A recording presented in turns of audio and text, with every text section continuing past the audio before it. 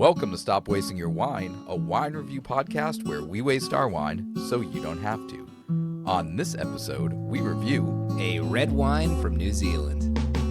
That's right, a red wine from New Zealand that we are excited to drink, and we're excited to have you back with us today. As always, Aaron here, joined by Joel and Colin, two of the best wine drinkers I know.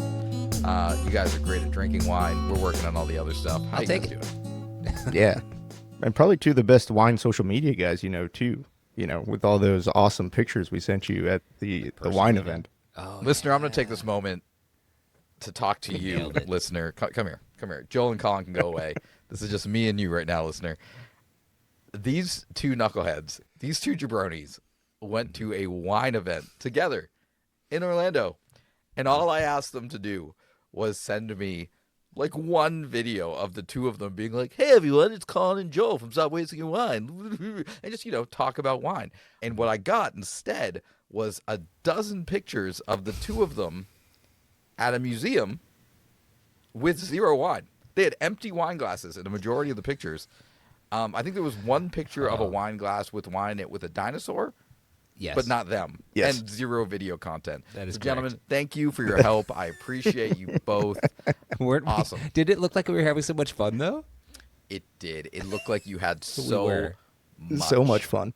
It was I'm great. glad you had fun. I think the worst part, too, was we thought it was the funniest thing in the world. It is the funniest thing in the world. How much wine did you drink before you thought sending me a bunch of useless content was funny? Not zero. much. That's literally how we started the night.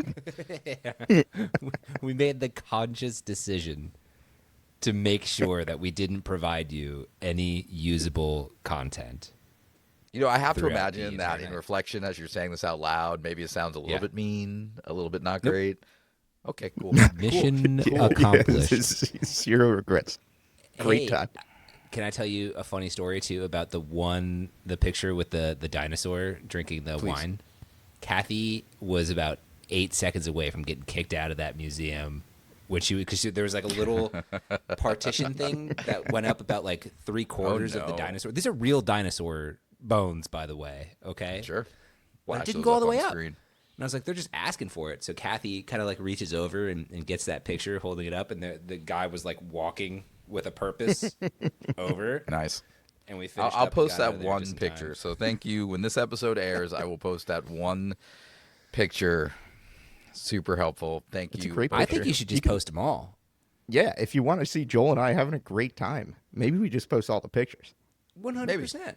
You know what? Great. I will post them along with this episode and ask the listener if they thought this was helpful or not. Great. Thank you. They're going to So- love it. How could you not? You know what? There's only one thing you could love more than that, and that's the episode that we have coming at you Hey. today. Oh, Hey, we segue. got... Segue coming. Yeah, look at that segue. Look at that That's segue. great. It's a good segue. Yeah, I know. It's even better because we pointed out so much. We have a Pinot Noir how from it New works. Zealand that we're going to talk about in a minute. We're going to try it out. We're going to rate it, and then we're going to play a brand new game that we're going to save until the very end to tell you about. So make sure you stick Mystery around to game? the end. Mystery game. Make sure you hang around to the end of the episode, so you I get will. all the fun. And, of course, Colin's going to teach us. Colin, what are you teaching us about today? We're going to talk a little bit about Pinot Noir from New Zealand. Awesome. And Colin hates Pinot how Noir. fitting. So, this is really tough for him, but we're going to move forward. Not true at all. Pinot Noir is literally one of my favorite grapes. I know you. Because You I do. knew you would think that was funny, unlike what you guys thought when you sent me all that crap. Okay, so Joel, can you tell us about the wine that we are drinking today?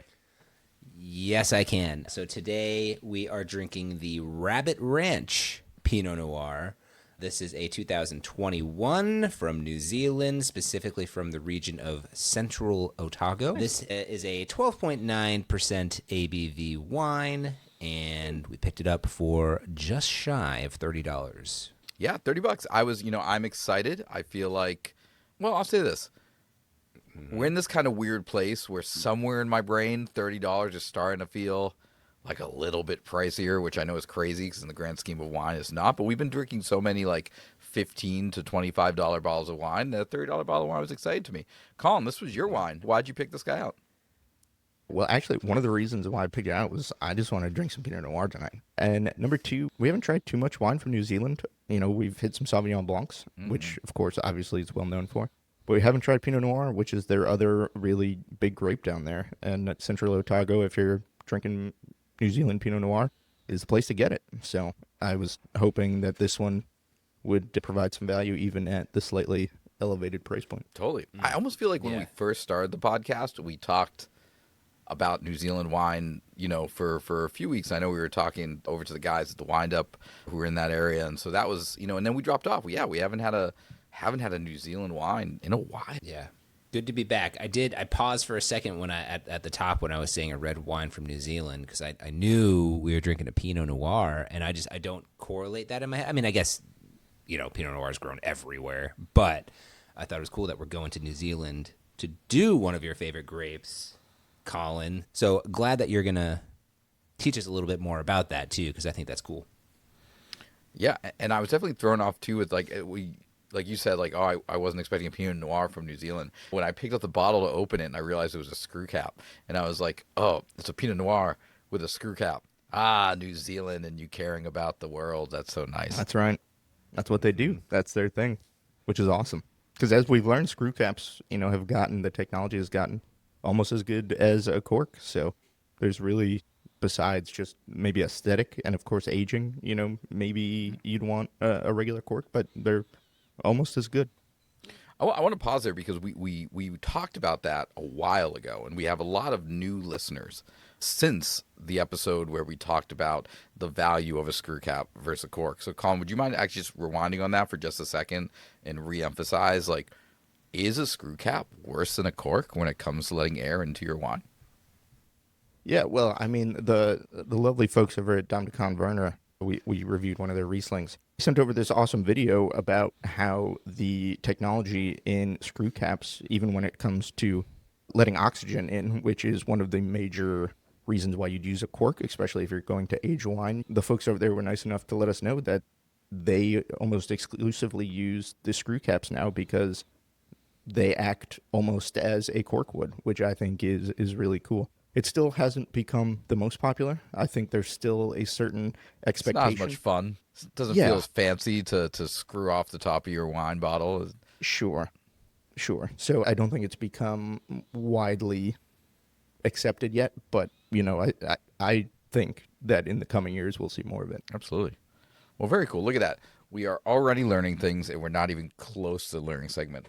Well, let's not delay the inevitable. So we have this wine from Central Otago, New Zealand, from Rabbit Ranch.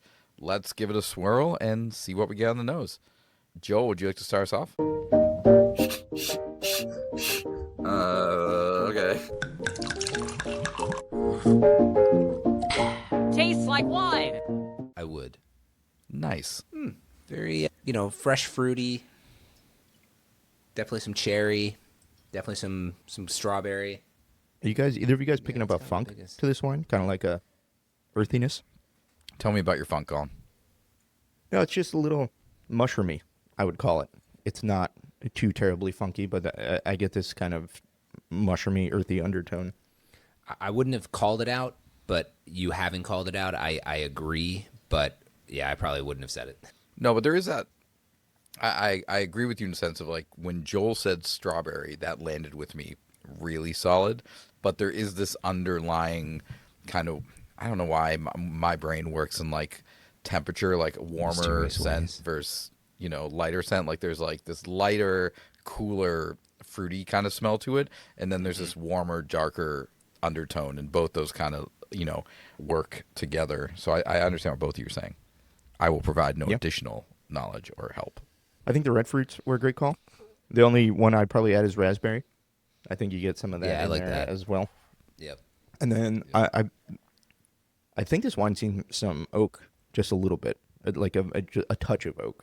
It's definitely not overly oaked, but I think there's a little hint of that on the end there. All right, let's give it a taste. taste. Shall we try it? Yeah, let's do it. Okay, now I agree on the oaky. Again, I really didn't get it on the smell. But on the just on the a little taste, bit though. Yeah, just a little, and just a little bit, but like way more prevalent, I think, on the sip. For sure. Yeah, I think we nailed the red fruits. I mean, the fruit is bright and fresh, which is a nice touch. Can I venture something? I'm gonna venture out of my comfort zone a little bit because you said earthy and that got me thinking. And when I took a big sip, I almost got not like full tobacco, but a little bit of that like just smoked a cigar kind of taste in your mouth. I don't know. Maybe that's the smokiness of what you're describing or the oakiness. Well, it's interesting. I wasn't going to say that, but I was going to say almost a little grass. Like I've been looking to try to find the earthy note that you were talking about, Colin, and I'm struggling a little bit. And the only thing that I'm thinking is a little bit of grass, and I wonder if there's a little crossover there with tobacco, maybe that we're both seeing, Aaron. There are really two common earth components that you find with Pinot Noir. It's mushroomy, and then kind of forest floor is the other one, which is kind of like dry leaves, which, Aaron, that might be a good example of what this is, because those dry leaves can also have that kind of tobacco-y vibe to them. Maybe not as Things you sweet. can light on maybe. fire. Yeah, sure. Maybe you're getting some of the oak influence there to kind of turn that into one thing. But there is definitely something else in there that's not just fruit. I will say this from a structure standpoint. It seems very well balanced to me. There's just I know Pinot Noir is not a big tannic wine, but it has just a little bit. It's got a little bit of grip when you first sip and swish it around. I think if you're not swishing, you're probably not experiencing the tannin to the level of someone who's like assessing the wine. It goes down a lot quicker and smoother. Nice like medium body there. Nice level of acidity. It just seems very mid all the way. Would you say anything is like more than medium plus in this in any way? Well, if I can jump in there, I was gonna say this is super light to me. Like this is like watery plus. Yeah. Medium Definitely minus. light-bodied wine, for sure. And I think a lot of that plays into the acidity. There's a lot of acidity in this wine. Yeah. Maybe medium plus acidity. And you're right, Aaron. I'd say medium minus tannin, maybe. There's really not a lot in there. But I would say we've had reds that like you can swish all you want and you're like, oh wow, there's no tannins in this at all. And there's especially Pinot Noirs. There's a like if you swish around, there is a little bit more grip than I think we've had on some Pinot Noir before. I do agree. But like to your point, whatever you have to look for it. It's not punching you in the face as soon as you take a sip. For sure. No, I totally agree. And I think the acidity also is lending itself to some of that freshness we find in the fruit. I think it's really lifting the red fruit flavors in a way that makes them more fresh. And it's a low alcohol wine. It's what, 12.9%, I think. Low alcohol for a red. Yeah. Right? I mean, it's 12.9. a little bit low? under 13. Yeah, I mean, relatively. It's probably, I forget exactly what the cutoff is if you were, taking the WSET test, but it's definitely. Which I am not. It's definitely bordering low, if not low. But it is not a lot of alcohol, which I think, that and the acid kind of leads to, like Joel, you were saying, it's kind of a light body, almost watery. Totally. All right, so let's step away from this wine for just a little bit. Give it a little bit of time to air out. We'll revisit it in a few to see if it's evolved at all before we give it our final rating. But Colin, in the meantime, why don't you teach us a little bit about Pinot Noir? This is the only thing you will learn.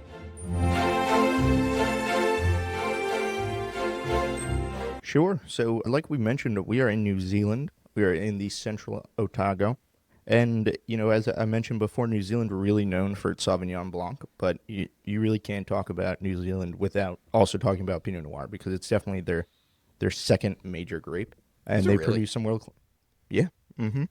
I did not know that. Joel, do you know that? Yeah. I did not know that. Look, we all learned Now I something. feel silly for being so shocked that we were drinking a Pinot Noir from New Zealand. It's not what I Well, associate with New Zealand. Right? Yeah, and second major grape, I don't know the percentage, but still, I mean, when people talk about New Zealand, they're talking about Sauvignon Blanc, right? So it's not crazy that you haven't heard about it, because people aren't always necessarily talking about it. But yeah, they make some world-class Pinot Noir out of the Central Otago. A fun fact about the Central Otago, it is the southmost wine region in the entire world. Yeah, which it's pretty crazy to think about where it's located compared to everybody else. I had no idea, but that does lend itself to the climate, which is ideal for Pinot Noir. So you're going to have hot days and cold nights. They're also at a little bit of elevation, and that's also going to lead to some low humidity. And with these conditions, which is great for Pinot Noir because its thin skin doesn't really do well in humidity. It's susceptible to rot and that kind of stuff. But with these kind of diurnal swings, we've talked about diurnal swings before. It Great is. word. Do you guys remember what it is? Quick question. It's the temperature change between day and night. Yeah, there we go. Well done. All right, Air Bear. Well We talked done. about last time when James was on the show talking about Texas once. Great. Yeah. Wow. And he's at altitude guy. too, so that makes sense. But, with these diurnal swings, you really get that nice fresh fruit. You get a lot of intensity with the acidity because you're still getting all the ripeness, which allows you to get that fruit, but you're also getting the acidity because it's nice and cool at night. So it's a great place to grow Pinot Noir, which is why they do it so well. As I mentioned, in the Central Otago, Pinot Noir is king. They do make some white wine, but it's very small plantings. They grow Riesling and Chardonnay. I don't think you see a lot of it on the export market. I mean, we only had like 4 options for Central Otago Pinot Noir. So, I don't know if a lot of that makes it over here, but definitely something to look out for. And the Central Otago area, and I'll get to Pinot Noir here in a second, but I thought this was an interesting fact about the region also. They actually planted the grapevines here back in the 1860s, but really, commercial production really only took off in the 1980s. So, to think about growing grapes for that long, but never really hanging your hat on it is pretty interesting for the region itself. Like what else were they doing? I guess, according to the back of this bottle, they had rabbits and sheep and stuff like that. So maybe that's what they were doing up there. I don't know. But now the Central Otago makes some world-class Pinot Noir. So go figure. Rabbits to Pinot Noir. So what can you expect from Pinot Noir from the Central Otago? A lot of what we've called out. It's going to be big red fruit. It's going to be your cherries, your raspberries, some plum, a little bit of strawberry sometimes. They can get a little bit darker fruit depending upon the style of the wine and when the grapes were picked and that kind of stuff. These can have some pretty intense structure. The one we're drinking obviously doesn't have the tannin that you might expect, but as I mentioned before, you do expect quite a bit of acidity because of the elevation and the climate. And then with Pinot Noir in this area, you can get some spice notes, baking spices, clove, sometimes some herbs, and then some earthiness, but that usually comes as a Pinot Noir ages. And then these can be oaked, which I think we're seeing a little bit here. And again, all depends upon what the winemaker is trying to do with their Pinot Noir. And that is my spiel on Central Otago and Central Otago Pinot Noir. Excellent. Thank you, Colin. My goodness. You're welcome. All right. Well, fantastic. We all learned things. Appreciate that. Let's take one last sip and smell and experience and look and feel and listen. Listen. Oh, man, you beat me by a second. Anything new? I don't think so. I don't think it's really changed too much at all. I will say, like, from the very first sip till when we started drinking it, which was maybe, I don't know, I had my bottle open 10 minutes, the acid kind of settled down a little bit, but I don't think it's changed too much from the 10-minute mark to now. Yeah, maybe that's the one thing I will say is it's a little less thin, and maybe it's because of exactly that. Like, it's not actually less thin, but the acid has calmed down a little bit to where it's a little less watery, a little less thin, but not by much. I mean, it's not a huge change here, but I'm just thinking back to the first couple of sips, and there might be a little bit of a change. Yeah, and I will say we've had a few wines in the past recently that we've said, make sure you open this bottle earlier, aerate it, really give this wine time to breathe because it changes the whole experience of the wine. This is not that. This is not that. Like, and that's fine. That's not diminishing the experience of the wine at all. I think it's just important to note that this is a wine that you can maybe open up 10 minutes before you want to drink it and get a pretty good representation of what this wine is bringing you. And I think that's just it's a valuable piece of information to know about this wine. I don't know, is that a Pinot Noir thing or is that more of this wine thing? All wine is so different. Some wines drink better straight out of the bottle than other ones. It's so hard to really categorize broadly. Oh, no. Oh, how's that out of the... Aaron's drinking out of the bottle for the listener at home. You told me to. Any different? Yeah. I would say a little bit stronger, a little bit more concentrated. I like that. Tested Because you out. straw. Actually, that was pretty good. That's your new way of drinking wine now. That would definitely get the create a whole best new flavor. dynamic to the show. That would be. I heard what's your experience as I'm just red wine down my beard. Sorry, continue, Colin. You were saying something thoughtful. No, but I mean, just to wrap up after that, it really all depends. Great. For this wine, for this bottle All specifically. that. What a big lead up for. Let me just put a bow on it. There's nothing It's there, fine. buddy. What was the answer? The answer was no. Cool. No, but this, this seems to be one that you could just open up, start pouring. People are going to get the gist of it. Cool. All right, so this was Colin's bottle. So per the tradition and joy of our show, Colin will go last. Joel, do you want to start off with a review? Yeah, but did they like it? It's time for the review. Sure. All right. Joel's review time. My review is going to reflect the wine here. It's going to be, not that interesting. Wow. Wow, this has been a pretty light episode, and we're coming out with zingers in minute 34. But you'll be happy that you heard it. And this one to me is a casual drinker. I was being a little funny. I mean, it's a lovely experience. It's very, very light. We called out some fruit. Maybe you guys are getting a little bit more in the complexity realm. You guys were calling out some, earthiness here and there. It wasn't really registering for me.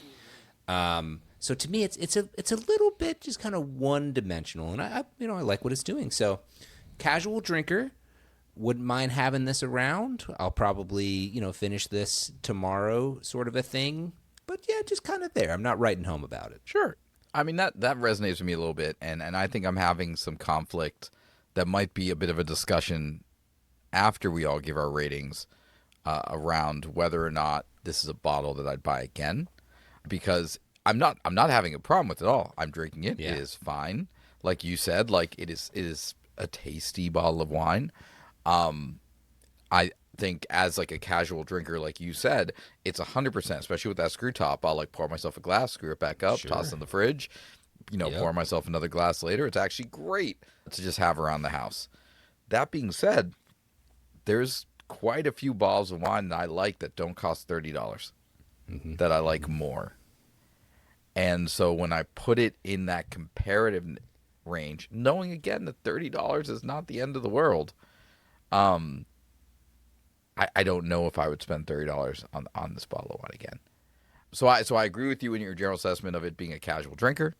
I don't think it's something I would bring out to show people as like a Pinot Noir, but it is a very drinkable wine. Yeah, Aaron, I think I'm right with you on this. I think the wine itself is a casual drinking wine, but the value is closer to a backup. This isn't worth $30. Like that's the problem with this wine. Like in no world am I buying this again at $30. Maybe 18. I'd probably enjoy this again. But for 30, I couldn't use this as a backup wine though, because I wouldn't reach into at the end of a night when I'm like, oh God, I need a wine. I wouldn't reach into my pantry and be like, oh, I'm gonna pull out a $30 bottle of wine. I'm looking for my, I'm grabbing the chicken wine or something at that point. Like I'm looking for a $10 bottle of wine at the end of the night. Mm-hmm. No, I think in the literal sense, this would not be a good backup wine because who's paying $30? But I think the value fits in that category just because we don't. I mean, it's not a drain wine category, and I'm just talking about the value. I'm separating the value from the wine because again, I think the wine is fine. It's tasty. Yeah. I'm enjoying it. Like there's really nothing wrong with it. Joel said, I think it's relatively simple. There are a couple things in there, but it's not blowing me away. But again, I just can't get over that this is $30. So, I guess I'll put it in the casual sipper with the caveat, don't buy it. I mean, I think the tricky thing here is I think we're going to nail this. We haven't had this conversation in a while, so this is good. We've got to have this conversation once every few months. I think if you're someone who tends to buy $70, $80, $100 bottles of wine, you might look at this as a great backup $30, cheap bottle of wine that's But then again, at that point, you might have such an elevated flavor that you might be really, or elevated taste that you might be really disappointed by the lack of complexity of this bottle, and it might not even be worth it to you. Is this a waste? So we have 3 people saying it's a casual sipper, but it's too expensive. Is this a waste of your wine? Yes. I think it's a waste. Just again, Joel's a based bleeding purely heart on over here. value. I just can't imagine buying this again for what it's delivering at $30. That's my problem. Again, not that it's terrible wine. It's just outrageously overpriced. This might be the best wine that I have put under the waste of your wine category. Yeah. That's fair. Hmm? Yeah, Yeah. totally. You know, it's funny. I think way back, like episode 5 or 6, we did a wine from Tensley, and we called it a waste of your wine because I think it was like $35. We made some people mad about that early on, very early on in our show, because that's a brand that people really, really like. But what we've realized in our search is that there are really high quality wines in that $20 to $25 range, even that $15, $20 range when we talk about like Eagle and stuff like that. And so we're by no means saying that $30 is an expensive wine. We're by no means saying that this is a bad bottle of wine. But I think what we're getting at is that there are better bottles of wine at a lesser price. And because of that dynamic, this is a waste of your wine. Yeah, and even same price. I mean, Sure. there are a lot of Sure. better. I mean, what was the other one we had? The Turley. The Turley. That's exactly the bottle I'm thinking of. That wine at $30 was mind-blowingly good. Sure. And so if that kind of sets the expectation, this is nowhere close. Right. We're not even playing in the same ball game. Again, And fine that's, wine. and that's what we're getting at but in this value. conversation right here. It's Yeah. you at $30. What can you get for $30? You can actually get some really great wines for $30. This is not on the level as other $30 bottles of wine. If this was an $18 bottle of wine, we'd all say it's a casual sipper, no problem, not a waste. Great. I'd grab it all the time. $30, no way. Yeah. I'm Agreed. conflicted. I feel bad. I really do about this one because it's Sorry, Rabbit Ranch. enjoyable. But yeah, you're right. We Just love need New something. Zealand. It's something more. Love New Zealand. And hey, if you're in New Zealand, I bet this doesn't cost you $30. no, probably not. Right? That's And probably so a as good a point. local wine, this is probably a great bargain. But shipping it halfway around the world, probably not worth those shipping prices and the tariffs.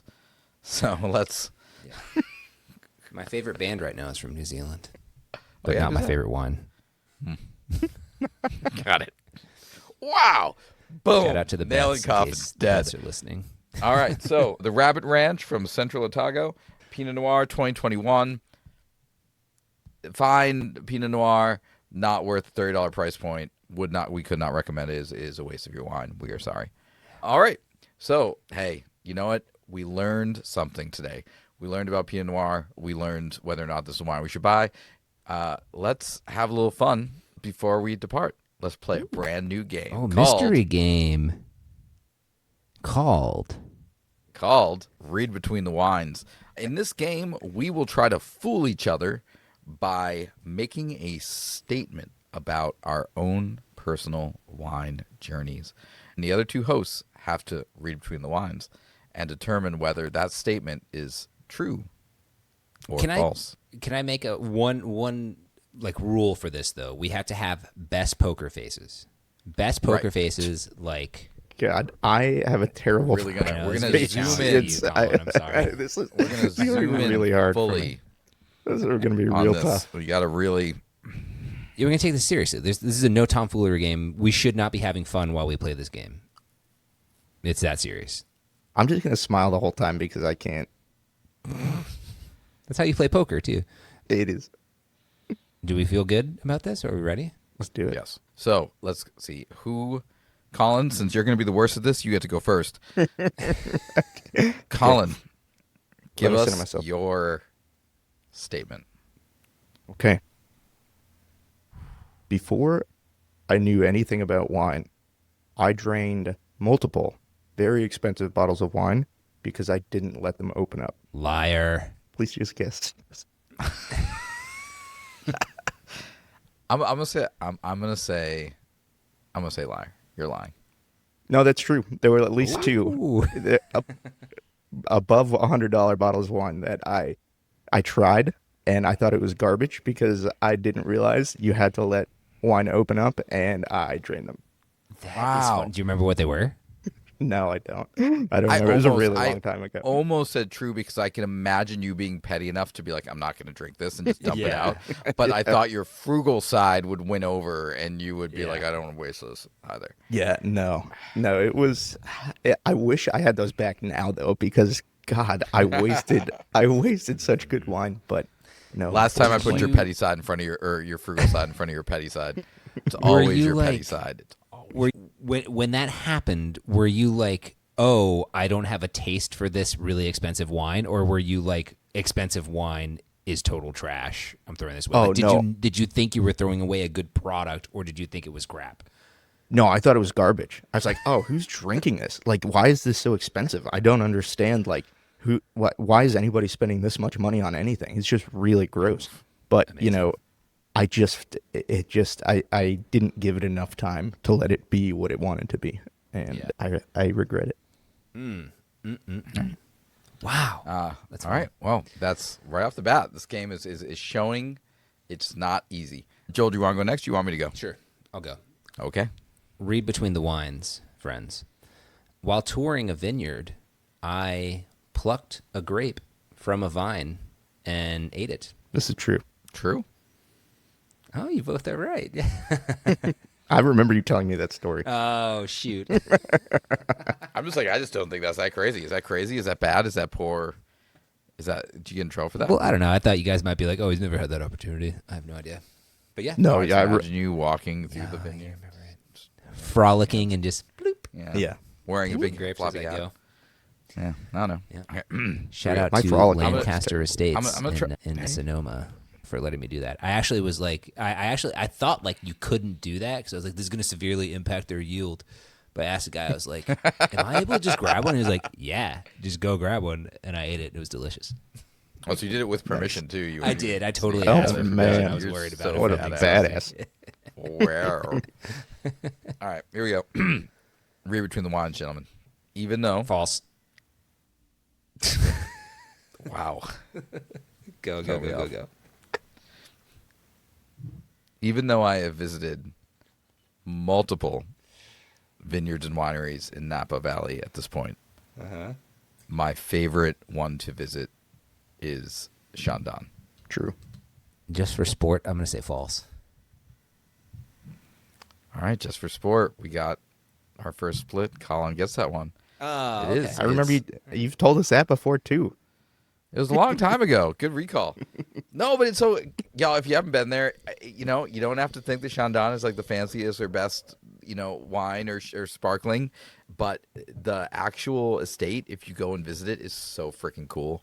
There's a million places you can sit out in the fields, out on a porch, out in the balcony, like it, and because it's not like the most expensive vineyard on the planet, you can actually sit out there and like enjoy yourself and drink, a couple bottles with your friends and just have a really nice day. It's very pretty. It's awesome. Cool. Thanks for being a sport with that one. Conversely, we stopped in at Corbel. We were just driving. Why? Why? Because we were driving along the interstate. Here's why. We were driving along the interstate.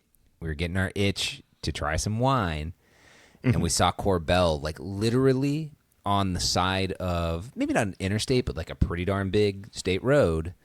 And we were like, well, shoot, let's pop in and see what's up. It was our first time to wine country, period, too. So, like, we hadn't experienced everything yet. So we were like, let's check it out. We almost felt like it was like a brewery situation, Let's get We're some like, American hop in, You get a champagne. pint, it's good or bad, whatever you take off, you go to the next brewery. Not quite like that. But yeah, it wasn't that cool. Yeah, and I do want to name, like, I know we've talked about like how like Chandon kind of gets like this like bad rap at this point, being like this big conglomerate, but we also thought we did a bottle of Chandon on the show, and we all really enjoyed it. And like in the grand scheme of like, sparkling, for affordable sparklings, like it was actually pretty good. It's still my go-to. Like, if I want American sparkling for $18 or whatever it is, buying that all day long. Yeah. I will say we were driving down the Napa Dragon. You know what else is like a really big one that's on the Dragon? We didn't stop there, and I really regret it because I really want to go in there and just see what it's like. Sutter Homes. I didn't know that they were actually. Oh, it's like right on. It's like it's all these like historic, giant, beautiful, elegant vineyards in like Sutter Homes. Giant tanks, giant stainless steel tanks with no love, just mass produced. No soul in those Garbage. tanks. You know what? But I bet they have like a higher end stuff that you can only get like locally. That's probably pretty decent. Maybe. I don't know. Only one way to find out. Field trip. Yeah, let's do it. We finally go on a Stop Wasting Your Wine field trip and we go Sutter Homes Napa. All right. All right, gentlemen. That sounds about right. The pictures would be just as valuable as the ones you sent me from the museum. All right, so this was a great episode, guys. A lot of fun. We learned a bunch of things about Pinot Noir in New Zealand. Once again, today we reviewed the Rabbit Ranch Pinot Noir from Central Otago. Unfortunately, it was a waste of your wine. If you see it, you want to try it, let us know. If you disagree with us, let us know. But we just didn't think it was worth the $30. That being said, we have another amazing episode coming out every Tuesday. We've had an episode come out every Tuesday for the past 2 years. We are approaching episode 100. Get excited for that. Colin, can you tell the listener where they can engage with us, find us, communicate with us, wave? If they Yeah, want? sure. Waving's more difficult. I guess if you see us around in Orlando or New Jersey, feel free to give us a poke. a wave. Sure. I wouldn't. Do you guys remember poking on Yeah, Facebook? what was it? Was that Facebook? Yeah, it's Facebook. Okay. You just poke people. I remember. Yeah. Hey, Nice you poke. want to engage with me? If not, ignore me. Okay, anyway, check us out on Instagram, Stop Wasting Your Wine. You can find us on our website, stopwastingyourwine.com. We are on YouTube, Stop Wasting Your Wine there. And, you can just Google search Stop Wasting Your Wine, and you'll find us all over the place. So come hang out, check us out. We'd love to hear from you guys. And leave us a review if you can, or a follow, or, subscribe to the YouTube channel. We would really appreciate it. Yeah, My absolutely. notes have been working. We've been getting a lot of followers on the Spotify too. So Hey, awesome. Yeah, for sure. We appreciate each and every one of you. yeah. Cool. Yeah, keep following, keep liking, keep subscribing. We love it. And we love you. All right, y'all. We do. We appreciate you very much. And remember, stop wasting your wine. Bye, y'all. Bye.